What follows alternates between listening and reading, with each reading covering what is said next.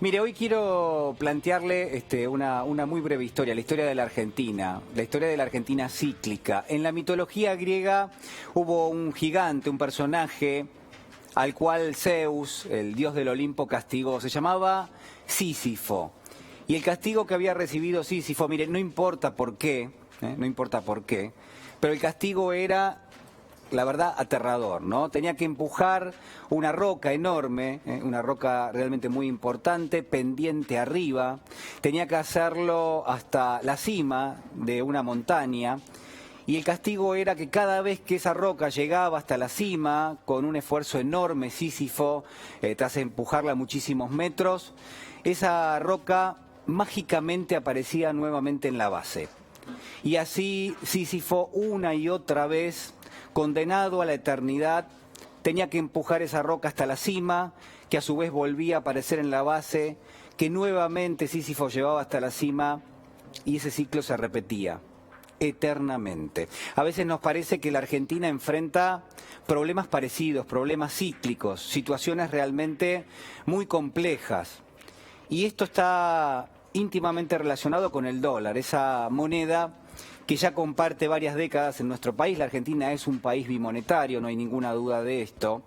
Pero también al mismo tiempo habrá que decir que esas crisis que enfrenta la Argentina tienen una raíz bastante común. Esto es, la Argentina o enfrenta problemas vinculados con las deudas, no puede pagar las deudas porque no tiene dólares, o en todo caso, cuando se queda sin dólares, en lugar de ir a un default, lo que va es una devaluación, brutal devaluación que genera una detención de lo que es el crecimiento económico. Los ciclos se llaman ciclos de stop and go, y la Argentina ha enfrentado muchísimos de estos ciclos, y la verdad que cuesta mucho nuevamente retomar el camino del crecimiento. Son crisis o vinculadas con fuertes devaluaciones y picos de inflación, o son crisis vinculadas con la poca capacidad, la nula capacidad de la Argentina para hacerse de dólares para pagar esas deudas. La situación de nuestro país en el concierto mundial, por supuesto que es muy compleja. La Argentina es un país que tiene una industrialización media, no es un país sumamente industrial, consume muchos dólares cada vez que esa industria se pone en actividad, no produce sus insumos, no produce sus maquinarias, tiene que importarlas. Y al mismo tiempo es un país que está alejado de los grandes centros de consumo, no tiene poder de lobby para ganar esos centros, para poder exportar esas mercancías, y entonces todo eso lo que genera es lo que se llama una restricción externa. Viene de afuera, es una restricción, nos cuesta mucho conseguir divisas, y esas divisas muchas veces tienen que financiar nuestro crecimiento. Si no tenemos esas divisas no podemos crecer y entramos en largos periodos de recesión económica.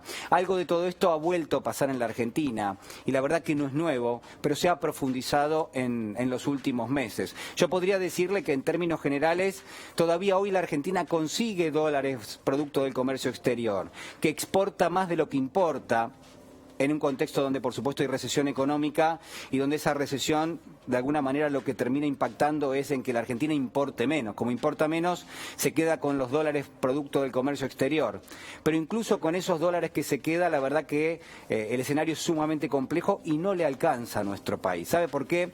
Porque en los últimos años, en las últimas décadas, pero sobre todo también en los últimos 2 años, si me permite, la Argentina vivió en una especie de, yo le diría, flexibilización inédita en términos financieros. Dilapidó una cantidad de dólares enorme. De hecho, se fugaron prácticamente 90.000 millones de dólares en los últimos 2 años en la Argentina. Y fue, por supuesto, en el último periodo del gobierno del expresidente Macri. Esos 90.000 millones de dólares que se tomaban a través de la deuda, la verdad que hoy hacen muchísima falta y no están ni siquiera en las reservas del Banco Central. Y a partir de ahí viene una ola de escepticismo, una ola de desconfianza realmente muy importante, que incluso el gobierno de Alberto Fernández, por lo menos por ahora, no pudo afrontar, no pudo conformar, no pudo contener. Y lo que tenemos hoy es un Banco Central que vino perdiendo sistemáticamente una cantidad de reservas enormes. Más allá de estas cuestiones, de la desconfianza, de que el Banco Central perdió muchísimas reservas y no ha podido recomponerlas, por lo menos en un corto periodo de tiempo, la pregunta que habrá que hacerse es si estas medidas restrictivas tenían alguna alternativa. Y déjeme decirle que sí, para terminar, que había una alternativa. Y de hecho la historia argentina está llena de gobiernos que eligieron ese camino. Y ese camino es el de la brutal devaluación.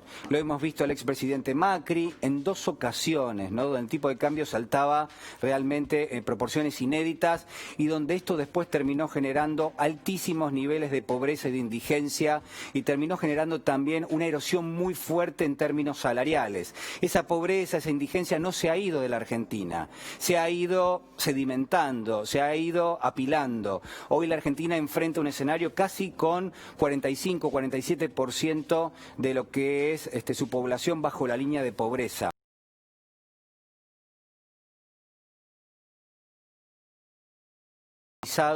Esta desigualdad que está entre nosotros y que por supuesto lamentablemente aún no se ha ido. Que sirva para pensar, que sirva para evaluar este contexto y este momento, que nos sirva para repensar cómo proceder de aquí en adelante. Es una situación sumamente difícil, pero no podemos dejar de decir, ¿no?, que una de las alternativas es generar más pobreza en la Argentina y que esto, por lo menos hasta ahora, el gobierno no quiere admitirlo, no puede permitirlo y creo yo que tampoco y todos nosotros estamos de acuerdo que no podemos hacerlo, por lo menos mientras se pueda evitar que así sea. Hoy el presidente de la Nación hacía referencia a los dólares. ¿Para qué le sirven al país? Para producir, decía, lo escuchamos. Y así construimos esta lógica de la economía. Una economía que ya no promueve más la especulación y quiere que el dólar deje de ser un mecanismo de especulación, una variable para que algunos acumulen dólares en un país donde los dólares hacen falta para producir, no para guardar.